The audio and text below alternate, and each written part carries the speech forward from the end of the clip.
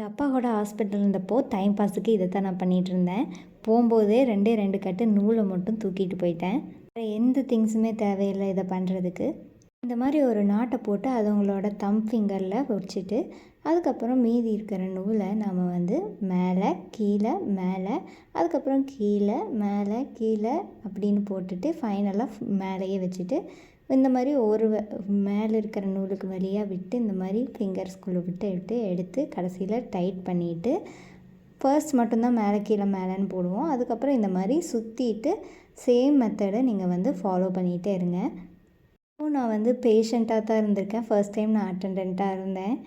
ஒரே இடத்துலலாம் உட்காண்ட்ருக்க முடியாது, நடுவில் எந்திரிக்க வேண்டியதாக வரும். அந்த மாதிரி சமயத்தில் சும்மா நான் வந்து இந்த மாதிரி கழட்டி வச்சுட்டு போயிட்டேன். திரும்ப வந்து அந்த 3ஐயும் வந்து ஃபிங்கர்ஸ்குள்ளே அப்படியே விட்டு எடுத்து கண்டினியூ பண்ணிட்டேன். ரொம்ப ஈஸியாக தான் இருந்தது. தம்பில் இருந்த நூலை எடுத்து அப்படியே இழுத்தோம்னா நம்மளோடது வந்து லென்த்தாக வந்துடும். உங்களுக்கு எவ்வளோ லாங்காக வேணுமோ அவ்வளோ லாங்காக நீங்கள் வந்து இதே மாதிரி லூப் பண்ணிகிட்டே இருந்து உங்களுக்கு தேவையான லென்த் வந்ததையும் உங்கள் கையிலேருந்து இதை எடுத்துட்டு நூலை வந்து கட் பண்ணி விட்டு ஒவ்வொரு ஸ்ட்ராண்டுக்கு நடுவுலையும் இந்த மாதிரி விட்டு இழுத்துட்டிங்கன்னா அவ்வளோதான். இதை வந்து ஹேண்ட் க்ரூஷே இல்லை ஃபிங்கர் க்ரூஷேன்னு சொல்லுவாங்க.